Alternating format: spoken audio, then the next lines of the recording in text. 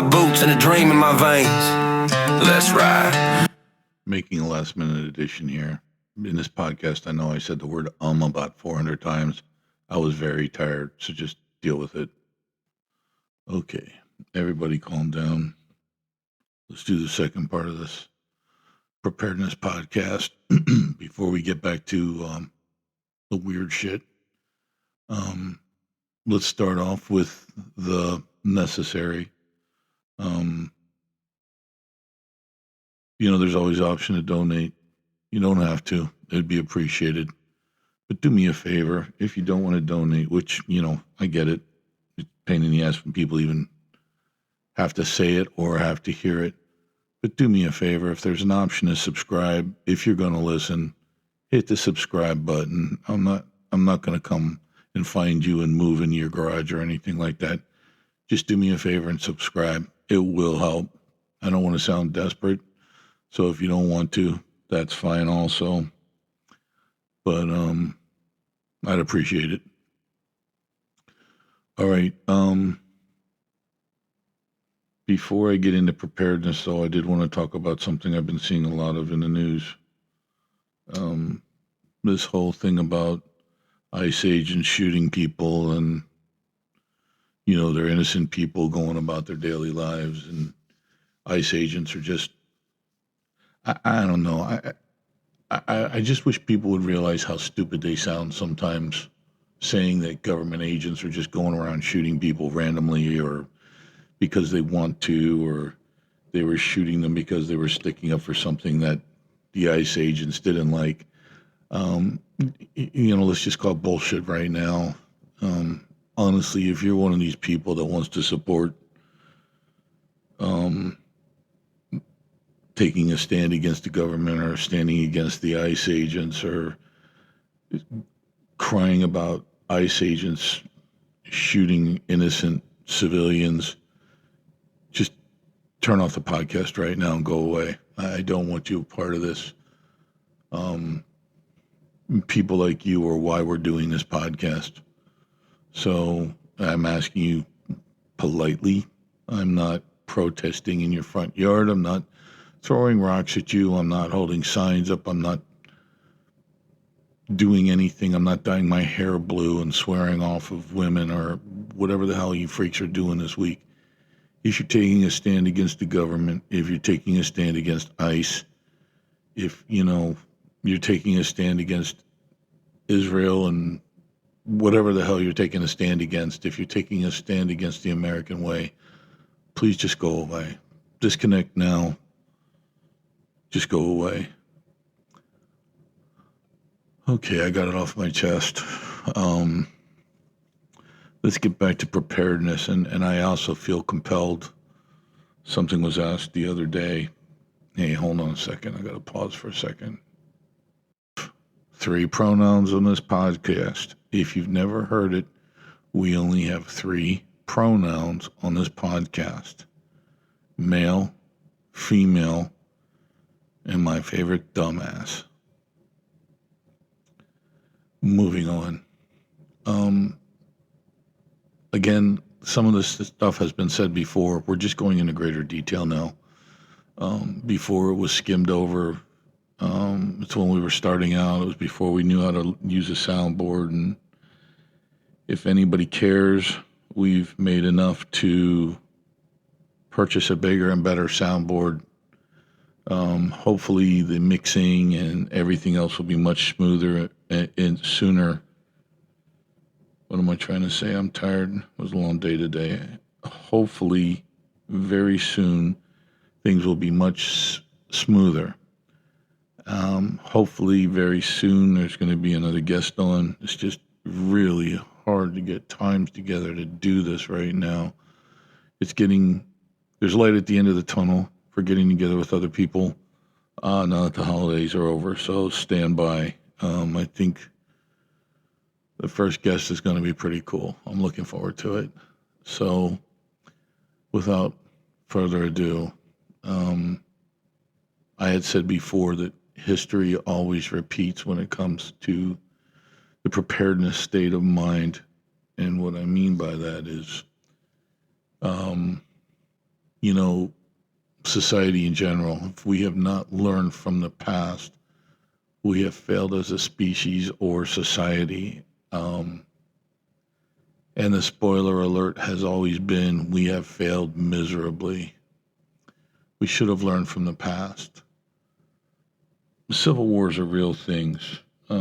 People tend to get desensitized over time, desensitized over time, because,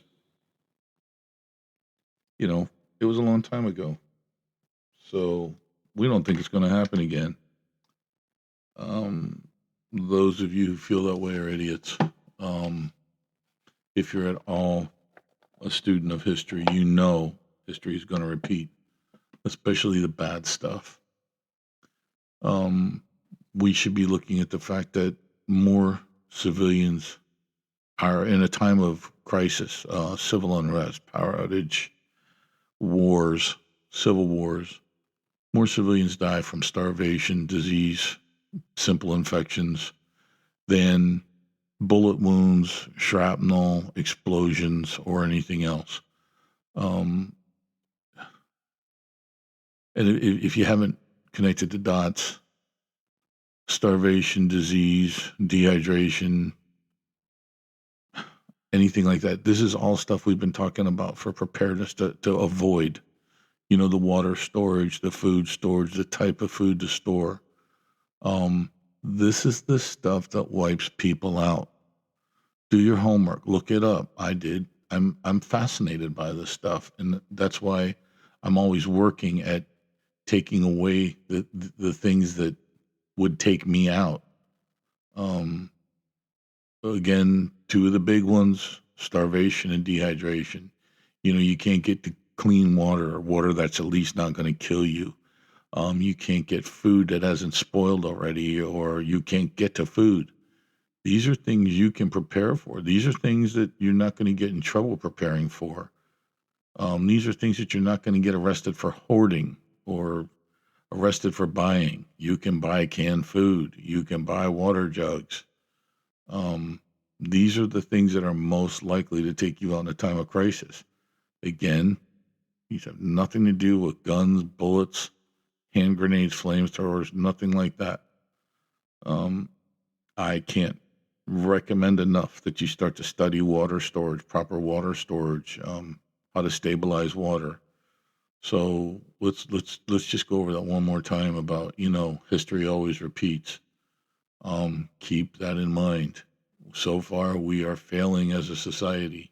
There are very, very few of us that are preparing more than ever before, but still very few people preparing. So, with that in mind, when the shit goes down, for a lack of a better terms, there's going to be this subspecies of man. Those that didn't prepare, those that didn't believe it would happen, those that were above the so-called paranoia of what we're preparing for. Um, and I got to tell you, they're going to be the ones knocking on your door looking for handouts. You know, they're the ones where their Range Rover left them sitting 2 miles down the road, and they've got their three spoiled Ivy League kids in tail, all with hands out looking for food, water, whatever you can spare. Um, and I said it before, and I keep repeating this stuff, but you know, it's very important. If you are prepared, if you have prepared, if you've gone the extra mile and stored water and stored food and prepped your family, it is not your job or responsibility to take care of these idiots that didn't prepare. Get it out of your head. Don't answer the door. Don't pull the curtains back. Don't acknowledge them. I know this sounds terribly cold and unchristian and everything else, but they had as much of a chance as you to prepare. They had better resources, better time, and a lot more money to prepare than you did, most likely. But still, you made the conscious, you made the effort to prepare. They did not. They were living their lifestyle, you know, doing things we wish we could do, going to Disney for a week or going to Europe for a week or buying that Range Rover. And we were buying, water storage containers. We were buying canned goods. We were doing everything we had to. And we're going to come out on the other side of whatever this crisis is, the power outage, whatever happens. We're going to come out of it in one piece. Them probably not. I mean, if they can hang on, they might be okay. But I'm not doing handouts. And it should be out there already. You should have it in your head. You're not going to be that guy at the door selling a gallon of water for $50. Don't sell your resources. Don't let people know what you have. Once people know what you have, they come back in bigger numbers, and they're not knocking on the door, they're kicking it in. So keep that in mind. I know some people are offended by this. Some people think this is fear mongering or this is too far right or over the top paranoid. But I'm not paranoid. I'm prepared. There's a difference. I'm not wrapping aluminum foil around my head and, like I said before, putting shotguns at the door, waiting for the Huns to come over the hill. No, it wouldn't be the Huns. It would be the Hun and the Mongols. So again, I was wrong. Waiting for the Mongols to come over the hill with a Hun behind them. Yeah, that sounds better. If you're offended by this, you're obviously not prepared. You could be. You could start. Everybody has to start somewhere. Some is better than none. Just consider it. If you don't want to do it, you don't have to do it. But don't come knocking on my door. If you're not offended by this, but you're kind of wrinkling your nose up at it or think it's over the top. But again, if you're not if some part of you in the back of your head is saying, yeah, we probably need more canned food, or yeah, we probably need more water. Good. You can look at some of us like we're over the top and pushing too hard for this, but the truth of the matter is, if it's at least got your eyes open and you're thinking about it, we're doing the right thing here.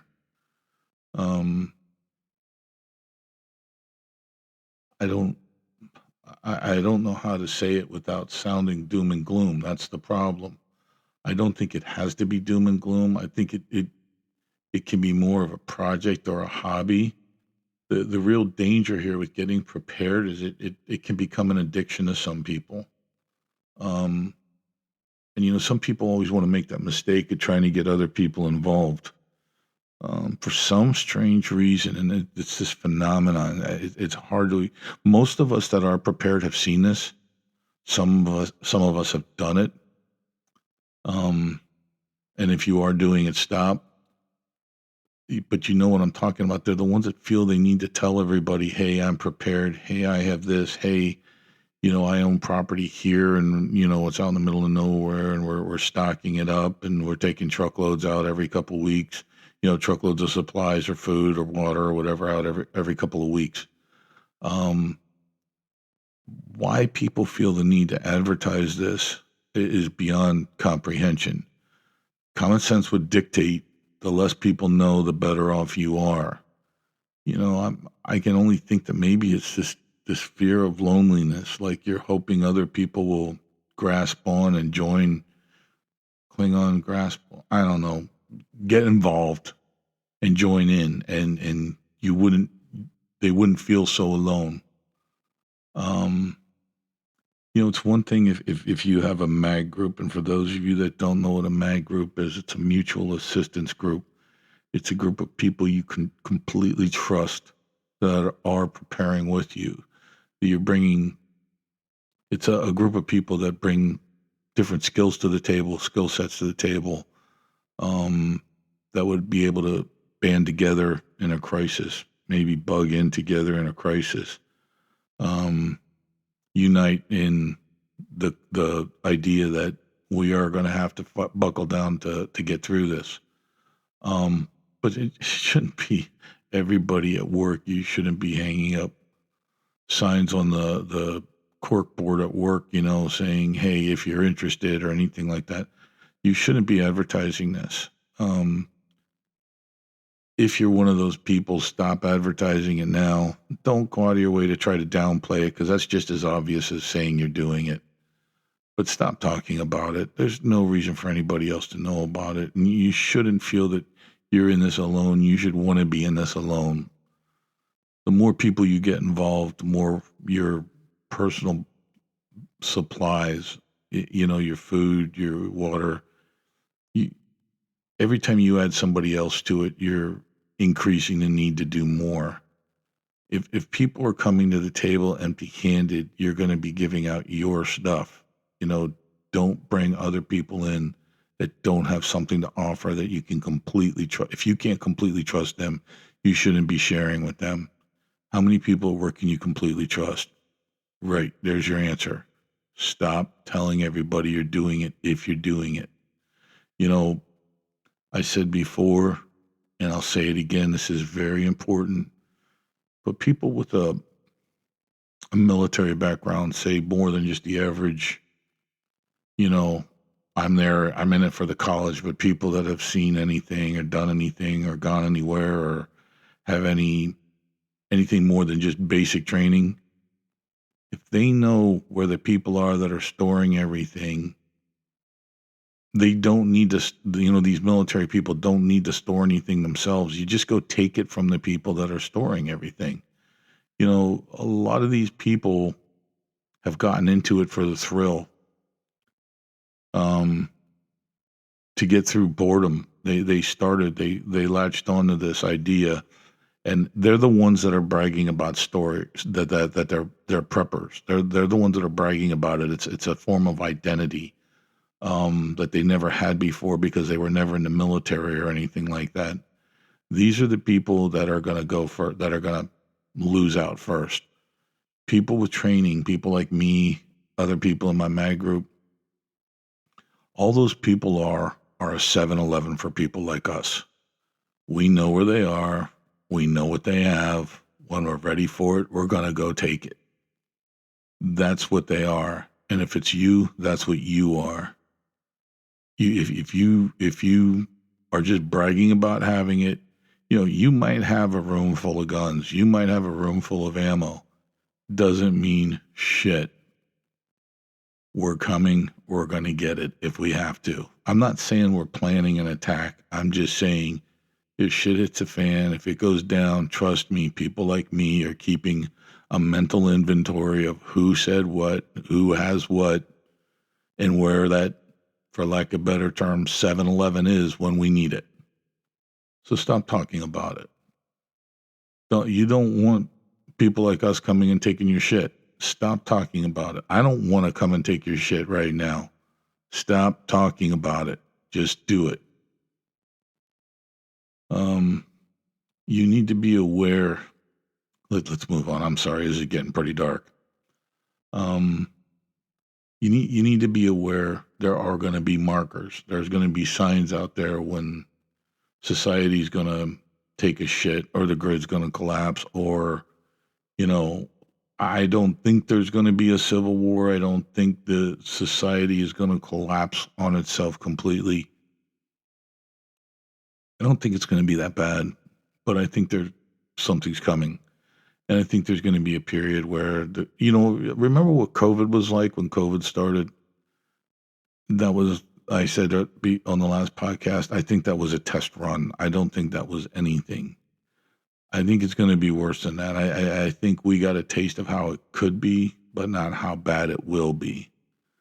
And still, people didn't start preparing. People brushed it off and went about their lives like, well, we really dodged a bullet there.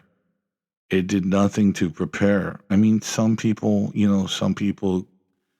they pulled their head out of their ass and they said this, hey, maybe we should be prepared for this again.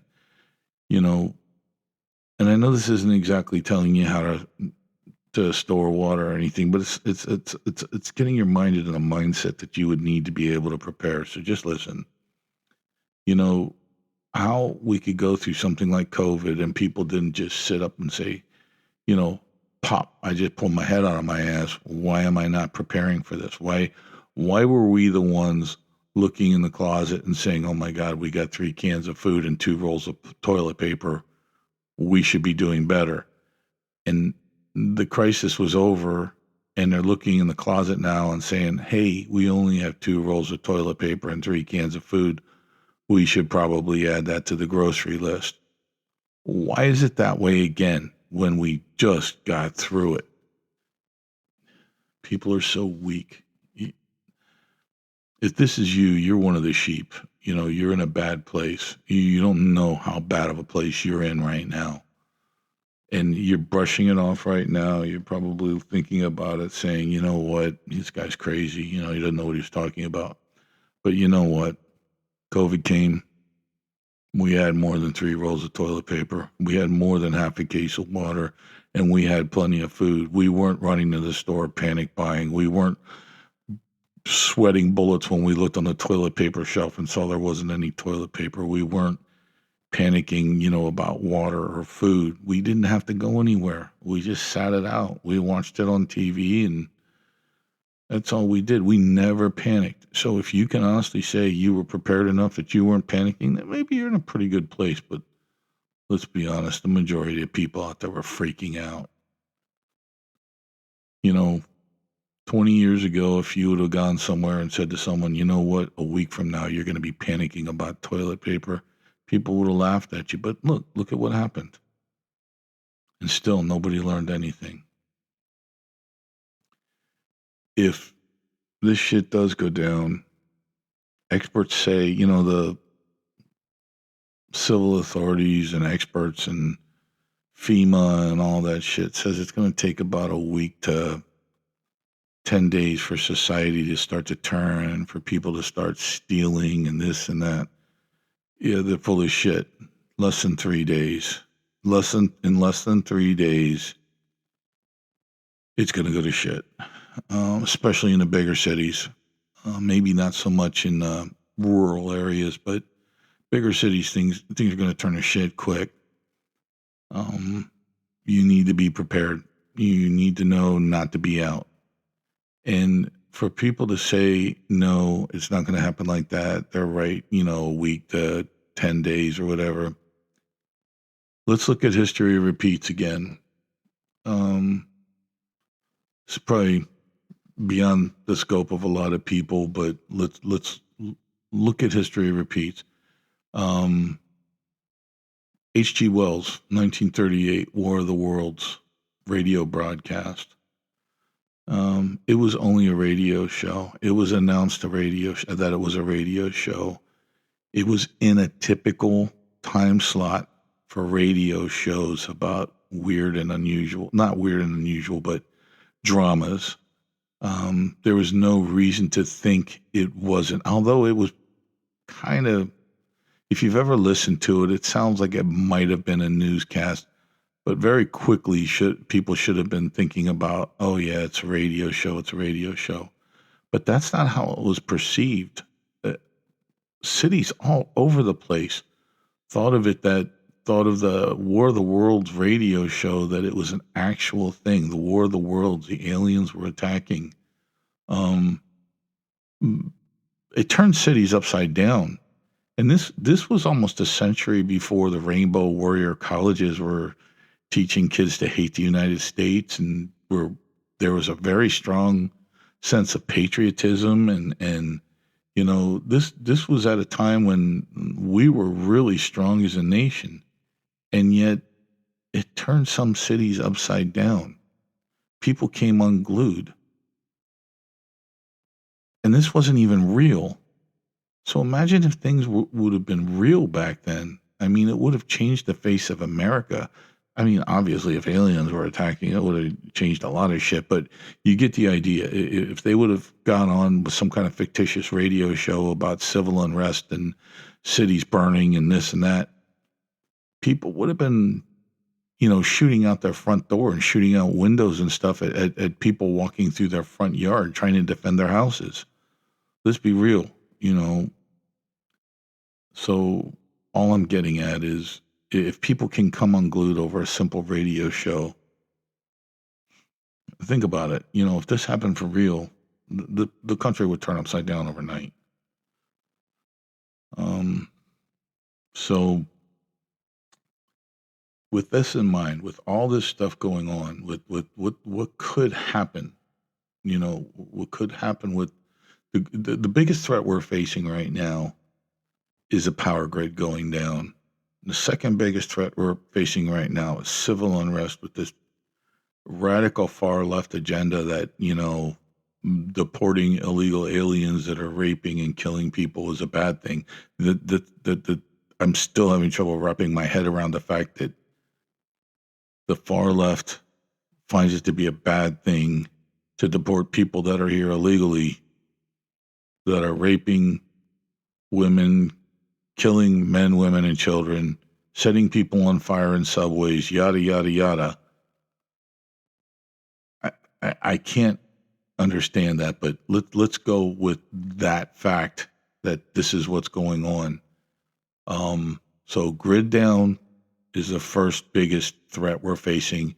And the second biggest threat is that the smart, calm, intelligent right is sick of the far left. The far left tries to take some kind of an aggressive stance against us. And the calm and adjusted right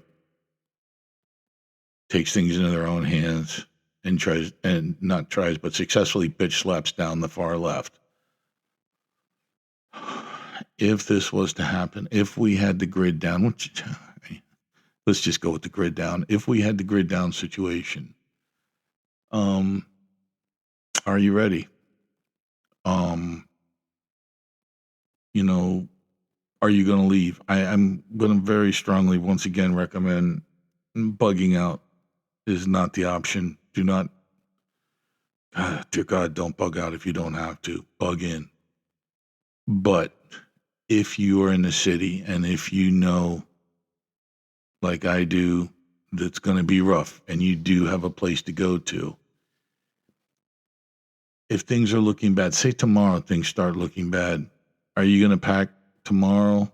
Or are you going to wait till bullets start flying, stores are getting the storefronts caved in, people are running down the streets like you always see in the commercials or the history shows with TVs over their heads, are you going to be starting to pack at that point, or will you pack before that happens?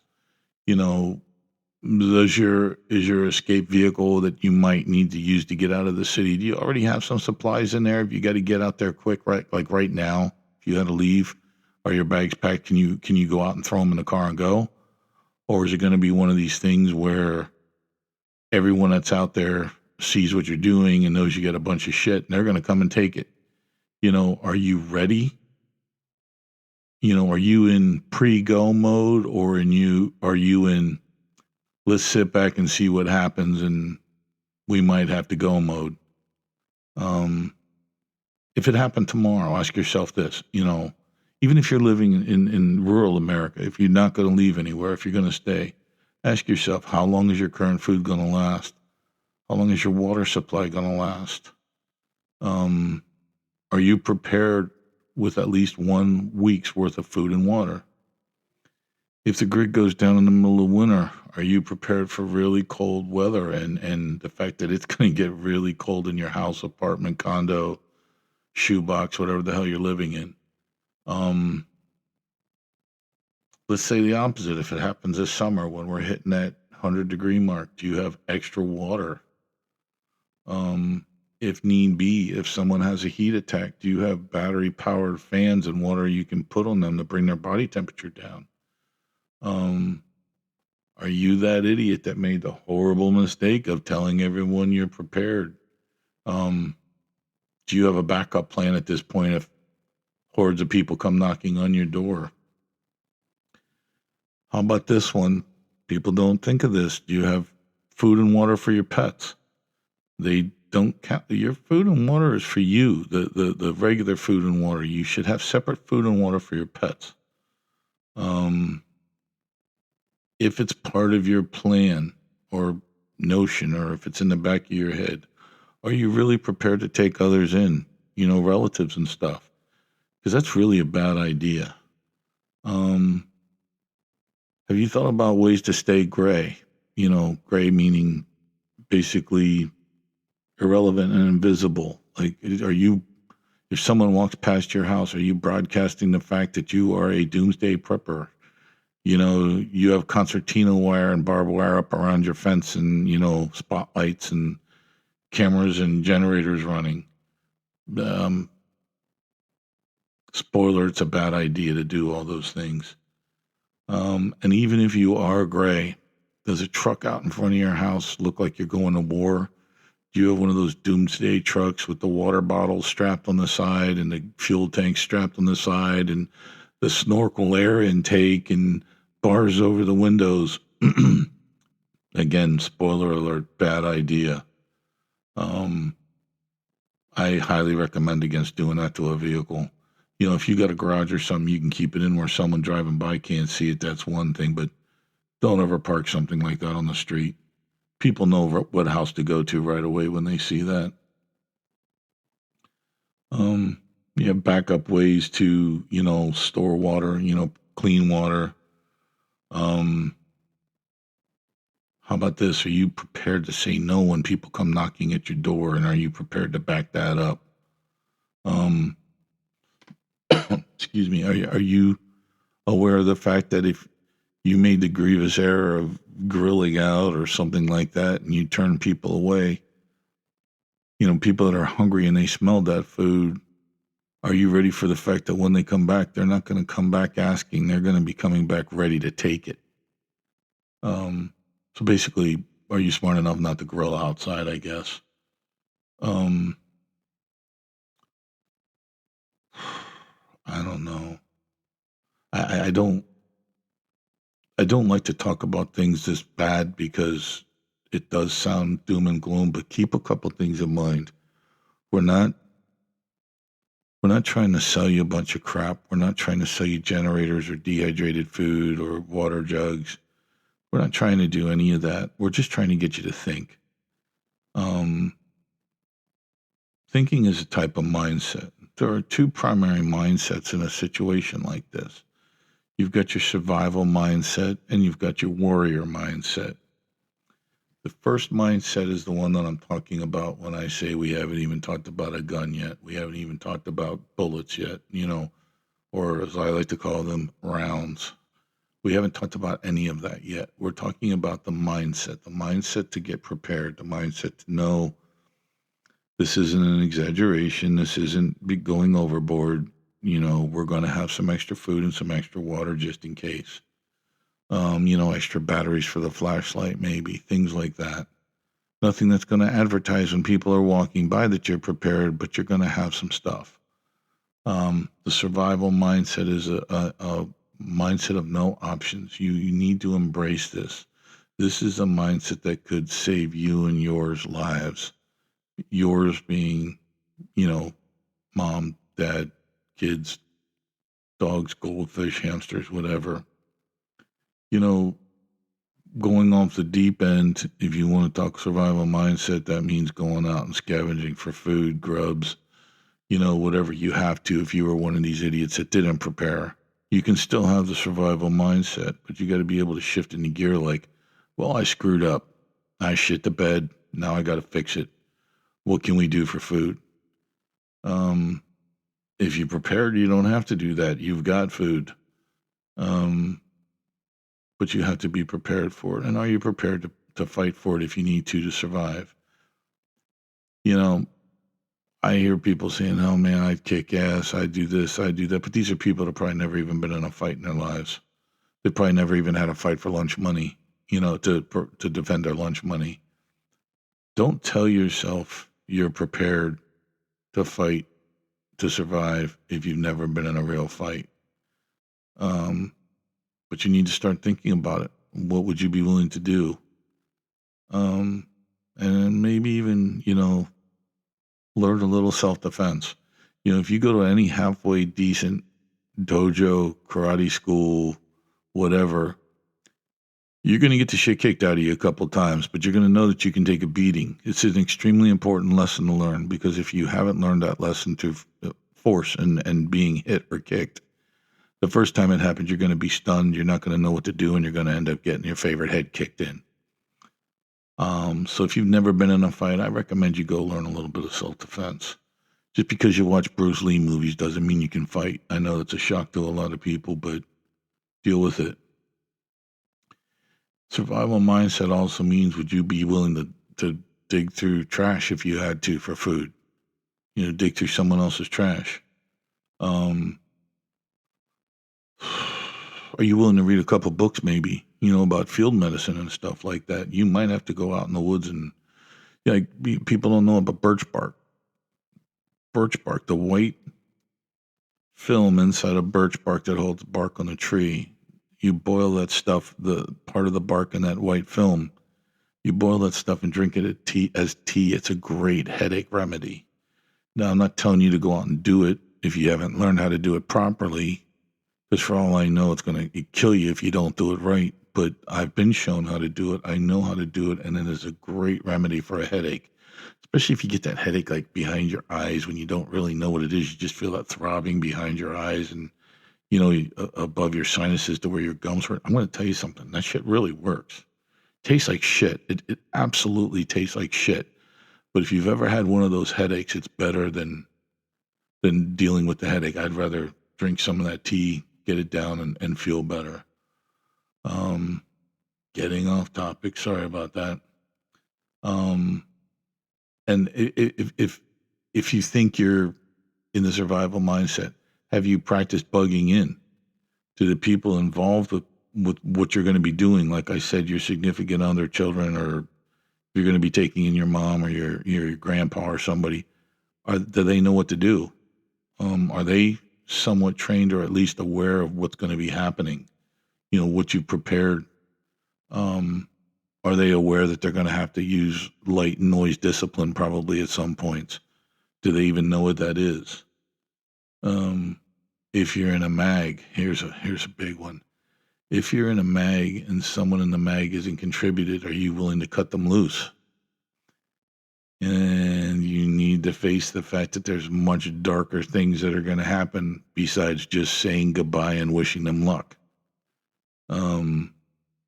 Are you willing, let's get off that topic. That's for another day.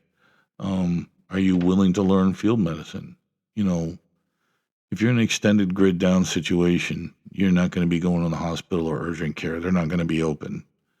And if you've got any time in the military or any time in the field, an infection can turn into something like a simple infection, ingrown toenail, can turn into something much, much worse very quickly if you're not prepared for it.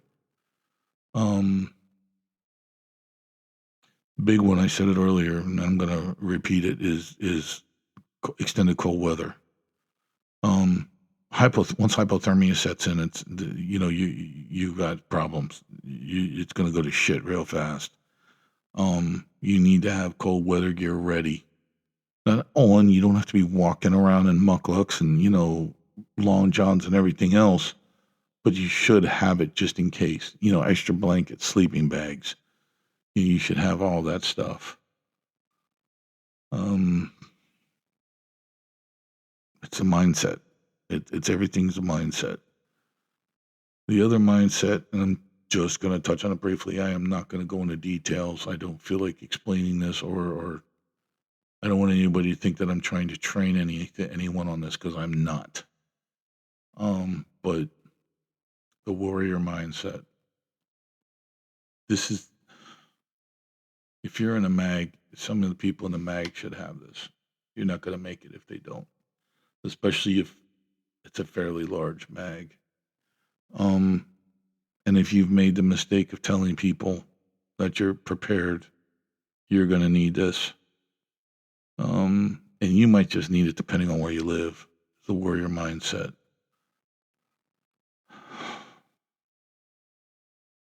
This is hard because you're either born with this or you're not. This is the kind of thing that you can't really teach people. People go into the military and think they have the warrior mindset, and the truth of the matter is a great deal of people in the military, and I don't care what branch of the service it is, if you get into a firefight, the first time you're in a firefight, are you going to be looking down the barrel and shooting back, or are you going to be hiding behind a rock somewhere? You're going to get down and hide, or are you going to get up and fight? That should tell you right now if you have the warrior mindset or not. Do you think you're going to be doing that? Do you know? That's even more importantly, because if you don't know, if you haven't experienced it, then you don't know. You might think you will, but you don't know.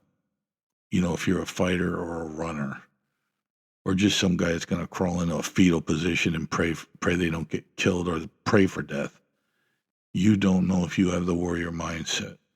You can try to prepare for it the best you can. Start preparing. Do you know what situational awareness is? If not, learn. You have to practice this every day, everywhere you go. This is something you can practice where people don't know you're practicing it if you're smart enough. I'm the kind of guy that when I go into a restaurant, I have to sit facing the door. If I go in a library, I have to sit facing the door. I have to know who's coming in, going out, yada, yada. Do you know what it means to keep your head on a swivel? I'm not going to tell you. Look it up.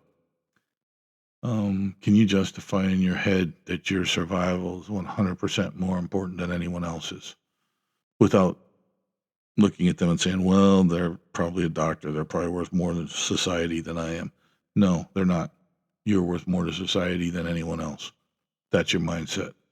That's a survival mindset. When you think about using a gun, are you thinking of rapid target engagement, or are you thinking about, I wish I would have bought the Glock instead of, the Smith? Or what are you thinking about when you're looking at a potential threat with that gun? If you're thinking about it, it's wrong. You don't have a warrior mindset. You shouldn't have to think about it. That's the whole problem. I guess I should have opened with that, but that's the problem. You shouldn't have to think about it. That's why I'm saying most people don't have that warrior mindset. That's why I'm not making a weapon a high priority in this preparedness. The majority of people do not think like that. If you have a weapon, let's get by this, because this is going right over some people's heads. They don't understand what I'm saying, and they'll probably die with their weapon in their holster. But let's move on. Do you have rapid access to a weapon if you're carrying a weapon? Do you have to get through 3 layers of clothing? Do you have one of those god-awful suicide straps on your weapon, or can you just rip it out of the holster? Or are you one of these idiots that thinks you shouldn't have a round in the chamber when you're carrying a gun? Because you're just going to die with a full magazine and no gun and no round in the chamber. That's what's going to happen. This whole thing about carrying weapons without a round in the chamber is the most asinine thing. I don't know who started this, but your gun's a paperweight at that point. Bad guys have rounds in the chamber. Bad guys point the guns, pull the trigger, and it goes pew, pew, pew. You're not a good guy because you don't have a round in the chamber. You're an idiot because you don't have a round in the chamber. Yes, I'm going off on a tangent, but it's something I feel very strongly about. Now, here's another one. And then you get these guys that think, I don't need a gun, I have a knife. You're going to die too. You will be one of the first to die. These are also people that have never been in a knife fight of any type. People don't realize if you get in a knife fight, everybody's going to get cut that's in the knife fight. Everybody's probably going to get stabbed that's in a knife fight. Both people, all 3 people, it doesn't matter. Nobody wins at a knife fight. Everybody gets hurt in a knife fight. Don't take a knife to a knife fight. Take a gun to a knife fight. Don't fight with a knife, fight with a gun. Knives are tools, they're not weapons. So all these people out there that think they can walk around with the 3 knives or the samurai sword or whatever the hell, you're going to lose. If you're in a situation, if you live somewhere where you need to carry 3 knives, this is the first helpful hint I'm going to give you from this. Move. Don't live somewhere where you need 3 knives or you need a gun. Move. Okay?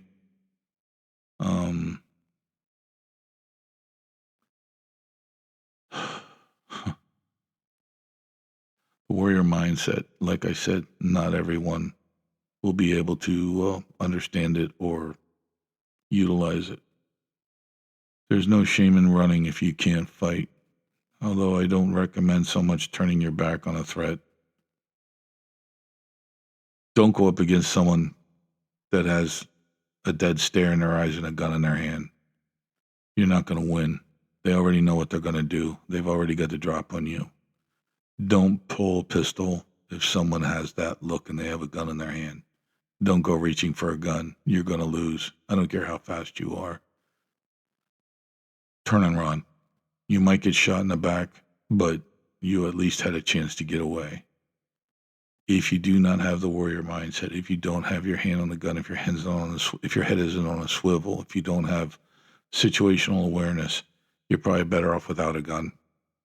So keep that in mind. There's your weapon talk for today. How's that? It's a big problem with a lot of men. They think because they have a gun, they're invincible. Most guys get guns, put them in the nightstands. That's the last they see them for the next year.